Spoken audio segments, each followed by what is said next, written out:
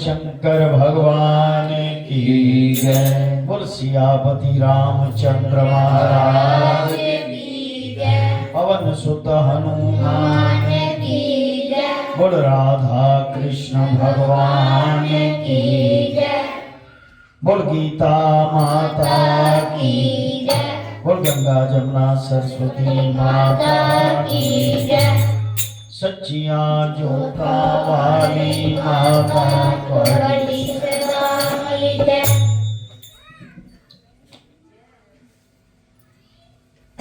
गुरु रूप सासंग जी, हम सभी बहुत ही भाग्यशाली हैं जो अपने सतगुरु महाराज के चरणों में बैठ के, वो भी माघ महीने में श्रीमद् भगवत गीता जी के पाठ को अध्ययन करते हैं। सारे मिलके बैठ के समझते हैं, सुनते हैं, और अगर इस पर मनन भी किया जाए तो क्या बात है, इस पर चला भी जाए तो भगवान के साक्षात्कार भी हो जाते हैं। इस 8वें अध्याय में एक श्लोक आया था कि श्वास श्वास में जो मेरा सिमरन भजन करता है, एक भी श्वास खाली नहीं करता, वो मुझे प्राप्त होता है, वो मेरे दीदार करता है। जो मेरी तरफ ध्यान आकर्षित करता है वो मुझे प्राप्त हो जाता है। जब दूसरी तरफ से सभी से ध्यान हट जाए तो फिर मैं उसको अपना दीदार देता हूं। ऐसे ऐसे 8वें अध्याय में पाठ है। बोल सतगुरुदेव महाराज की। सियावर राम जय जय राम,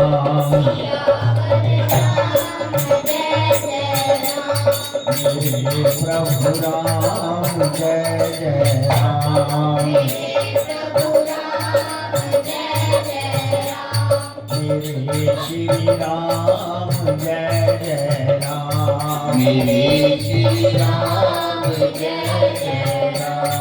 ओ शंकर भगवान की जय। एक बार एक संत ना वृक्ष के नीचे बैठ के, पास ही उसकी कुटिया थी, रोज महादेव जी का जप किया करते थे, क्रिया करते थे, योग करते थे।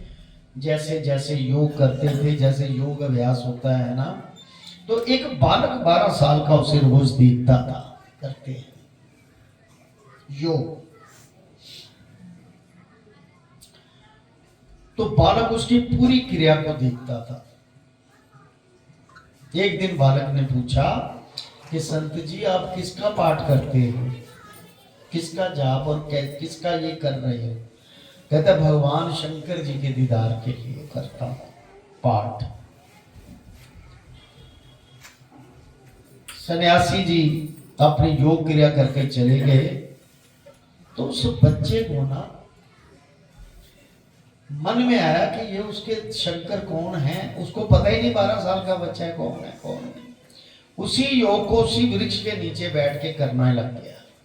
जैसे जैसे वो क्रिया रोज देखता था उस सन्यासी की, वैसे वैसे वो क्रिया करनी शुरू कर दी उसने, रोज करता था।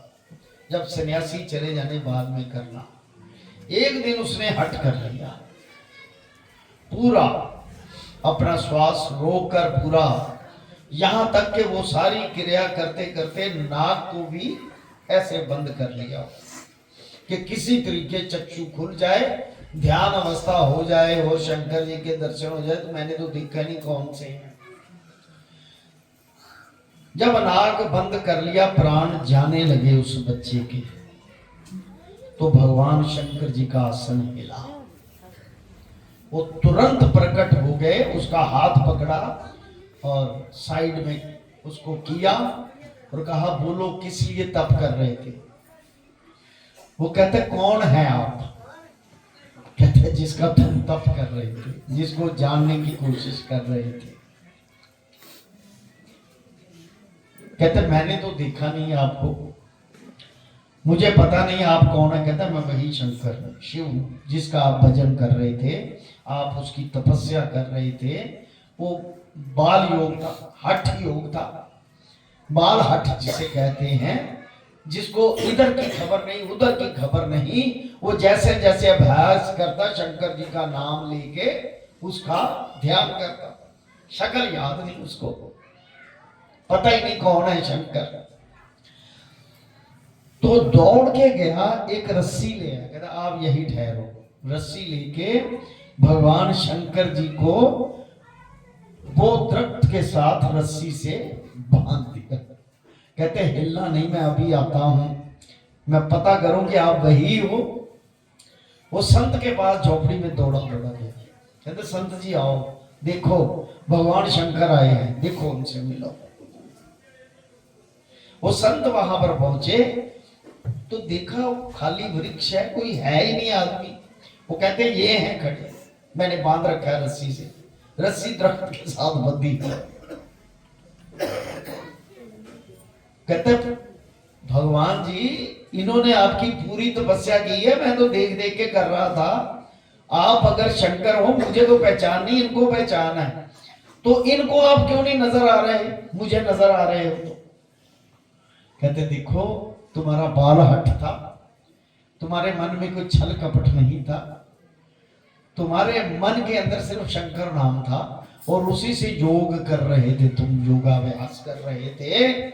उसके कारण जब मैंने देखा कि अभी तुम बाल हट हो, पता नहीं क्यों कर रहे हो, तुम्हारे अंदर तो कोई छल कपट है नहीं, तो मैं तुम्हारे प्राण बचाने के लिए आ गया, तुम्हें दर्शन दिए हैं, बोलो मांग लो जो मांगना।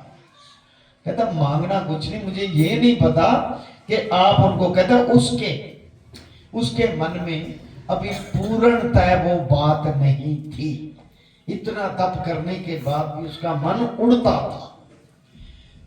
तो कहते फिर उसको दीदार, कहते दीदार चाहे मैंने नहीं दिए, दीदार तभी होते हैं जब मन निश्चल हो, किसी और तरफ ना हो, ना इधर हो ना उधर हो, तब तक दीदार नहीं। हाँ उसने भजन किया है, उस पर मेरी कृपा है, मैं देखता हूं जैसे ही वो एक तरफ कंसंट्रेशन कर लेगा, किसी और तरफ ध्यान नहीं देगा, तब उसको भी मैं अपने दीदार दूंगा। सो कहने का भाव श्रीमद् भगवद गीता में भी लिखा है कि मन का निश्चल चेता मेरे में कर, श्वास श्वास मेरा सिमरण कर, तभी जाके मैं तुझे अपनाऊंगा, देखूंगा। कहने का भाव, जब तक ख्वाहिश है, जब तक मन उड़ता है, जब तक मन में चंचलता ही है, तब तक दीदार नहीं, वैसे कृपा पूरी है। क्योंकि उसने ये भी कहा है कि आप भजन कीर्तन सत्संग किसी तरीके भी मेरी शरण में आके मेरे को पूजा करते हो, मेरे को प्यार करते हो, तो इससे भी आपका बेड़ा पार हो जाएगा। पर दीदार, अगर कोई दीदार करना चाहे तो सब तरफ से पर्दा हटा, बस उसके और आपके सिवा दुनिया में कोई ना हो, तब दीदार होंगे। ऐसी अवस्था में बोल शंकर भगवान की। आइए 8वें अध्याय का महात्म बड़े प्यार से सुने। सियावर राम जय जय राम, सियावर राम जय जय राम, मेरे प्रभु राम जय जय राम, मेरे प्रभु राम जय जय राम, मेरे श्री राम जय जय राम, मेरे श्री राम जय जय राम, करो कल्याण सीताराम, करो कल्याण सीताराम। 8वें अध्याय का महात्म। नारायण जी बोले, हे लक्ष्मी, अब 8वें अध्याय का महात्म सुन। दक्षिण देश नर्मदा नदी के तट पर एक नगर था। उसमें सुशर्मा नामक एक ब्राह्मण रहता था।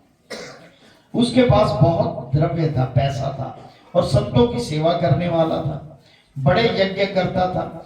एक दिन एक संत से पूछा, हे ऋषि, मेरे संतान नहीं है। वो ब्राह्मण ने पूछा कि मेरे संतान नहीं। तब ऋषिवर ने कहा, तू अजामेघ यज्ञ कर, बकरा देवी को चढ़ा, तुझको पुत्र देगी। तब उस ब्राह्मण ने यज्ञ करने को एक बकरा मोल लिया, उसको स्नान करा, मेवा खिलाया। जब उसको मारने लगा तब बकरा क्या क्या शब्द करके हंसा। तब ब्राह्मण ने पूछा, है बकरे तू क्यों हंसता है? बकरे ने कहा, पिछले जन्म में मेरे संतान नहीं थी। एक ब्राह्मण ने मुझे भी अजामेघ यज्ञ करने को कही थी। सारी नगरी में बकरा ढूंढा, परंतु हाथ ना लगा। ढूंढता ढूंढता एक बकरी का लेला दूध चूसता था, उस लेले समेत बकरी को मोल ले लिया। जब बकरी के स्तन से छुड़ाकर यज्ञ करने लगा, तब बकरी बोली, हे ब्राह्मण, तू ब्रह्म नहीं है जो मेरे पुत्र का होम कर रहा है, तू महापापी है। ये कभी सुना है कि पराये पुत्र को मारने से किसी ने पुत्र पाया हो? तू अपनी संतान के लिए मेरे पुत्र को मारता है, तू निर्दयी है, तेरे पुत्र नहीं होगा। उस बकरी ने बहुत कहा, पर मैंने होम कर दिया। बकरी ने शाप दिया कि जा, तेरा भी गला इसी तरह कटेगा। इतना कह तड़प कर बकरी मर गई। कई दिन बीते, मेरा भी काल हुआ। यमदूत मारते मारते धर्मराज के पास ले गए। तब धर्मराज ने कहा, इसको नरक में दे दो, ये बड़ा पापी है। फिर नरक भोग कर वानर की योनि ली।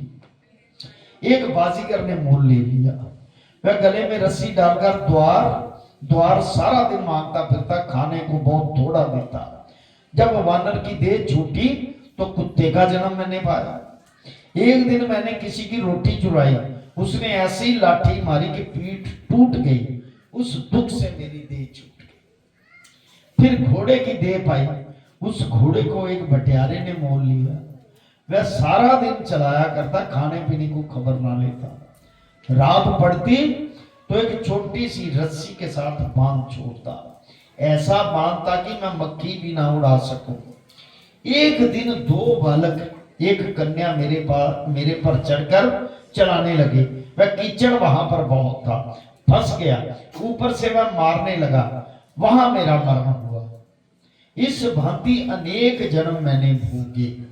वही ब्राह्मण कहता है, अब बकरे का जन्म पाया। मैंने जाना था कि जो इसने मुझे मोल ले लिया है मैं सुख पाऊंगा, तू छुरा लेकर मारने लगा। तब ब्राह्मण ने कहा, बकरे तुझे भी जान प्यारी है, जैसे चिड़ियों को कंकर मारने से वे आगे से उड़ जाती हैं, अब मैं नेत्रों से देखी हुई बात कहता हूं, सो सुन। कुरुक्षेत्र में एक राजा स्नान करने आया, उसका नाम चंद्र सुशर्मा था। उसने ब्राह्मण से पूछा, ग्रहण में कौन सा दान करूं? उसने कहा, राजन काले पुरुष का दान कर। तब राजा ने काले लोहे का पुरुष बनाया, नेत्रों में लाल जड़वाए, सोने के भूषण पहनाकर उसको तैयार किया। राजा स्नान करने चला, स्नान करके दान किया। वह काला पुरुष कह कह कर हंसा। राजा डर गया, कहे कोई बड़ा अवगुण हुआ है जो लोहे का पुरुष हंसा। तब राजा ने बहुत दान किया। वह फिर हंसा, ब्राह्मण को कहा, हे ब्राह्मण तू मुझे लेगा? तब ब्राह्मण ने कहा, मैं तेरे जैसे कई बचाए। तब काले पुरुष ने कहा, तू मुझको वह कारण बता जिस कारण तूने अनेक दान बचाए। दान भी बचाना बहुत मुश्किल है, अनेक दान बचाए हैं। तब ब्राह्मण ने कहा, जो गुण मेरे में है सो मैं जानता हूं। तब वह काला पुरुष कह कह कर फूट गया, उसमें से एक और कालिका की मूर्ति निकल गई। अब ब्राह्मण ने श्री गीता जी के 8वें अध्याय के पाठ का किया। उस कालिका की मूर्ति ने सुनकर देह पलटी, जल की अंजलि दी। वो शंकर भगवान की जय। अंजलि भर के ब्राह्मण ने मूर्ति पर जल छिड़का। जल के छूने से तत्काल उसकी देह छूट गई, दिव्य देह पाई, विमान पर बैठकर वैकुंठ को गई। तब उस अजा ने कहा, तुम्हारे में भी कोई ऐसा गीता पाठी है जिससे पाठ सुनकर मैं भी अदमतेई से छूटूं? तब उस ब्राह्मण ने कहा, मैं वेद पाठी। उस नगर में एक साधु गीता पाठी था, जिससे तू भी गीता का पाठ कर, तुम्हारा भी उद्धार होगा। तब ब्राह्मण श्री गीता जी का पाठ करने लगा। श्री नारायण जी ने कहा, हे लक्ष्मी, ये गीता जी के 8वें अध्याय का महात्म है जो तूने सुन। देखिए, ये तो 8वें अध्याय का महात्म है गीता जी का, जो सुनता है उसका कल्याण। ये मत समझना कि मुझे ईश्वर के दीदार नहीं होंगे, लेकिन उसके कुछ स्टेप हैं, उसकी कुछ सीढ़ियां हैं। जैसे जैसे आप ईश्वर के चरणों में आ रहे हैं, जैसे सर्दी में अगर एक भी, जैसे फौजी जी भजन गाते हैं और भी कई भजन करते हैं, एक की भी टिक टिकी लग गई उस बात पे, चाहे फ्रिक्शन ऑफ सेकंड, 1 सेकंड का ही दीदार बहुत बड़ा दीदार होता है, हो जाए तो अपना कल्याण समझो। कहने का भाव कि उसका दीदार करने के लिए उसकी तरफ ध्यान लगाना जरूरी, और उस ध्यान में स्वार्थ ना हो कि लोग मुझे देखें कि मेरा ध्यान लगा हो, ये बात ना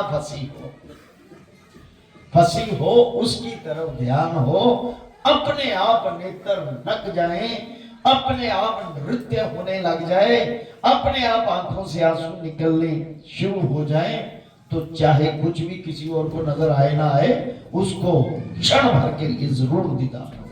बोल सतगुरुदेव महाराज की। श्री पद्म पुराणे सतीश्वर संवादे उत्तराखंड गीता महात्म नाम 8वां अध्याय समापन। अब 9वां अध्याय सुबह होगा, भगवान सबको जीवन दान दे। ये वही 9वां अध्याय जो गुरु महाराज जी ने कहा है कि भगवान कृष्ण जी कहते हैं कि 9वां अध्याय मेरा दिल है, इसमें मैं वास करता हूं। 18 अध्याय का मध्यम पाठ, बीच का पाठ, 1 से 18 करो तो बीच का पाठ 9वां अध्याय, यानी कि मैं उसमें हूं, इधर भी हूं और इधर भी हूं, इसलिए 9वां अध्याय उसका दिल है। और शंकर भगवान की जय।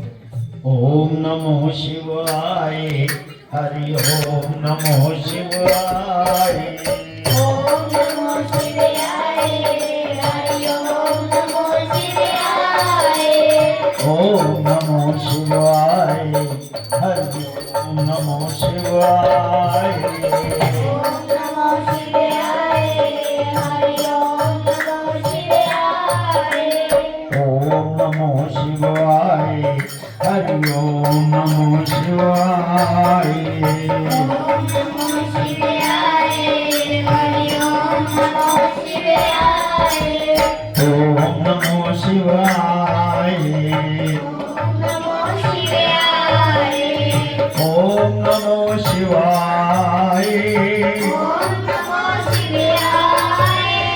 ओम नमो शिवाय ओम कलिं कृष्णाय नमो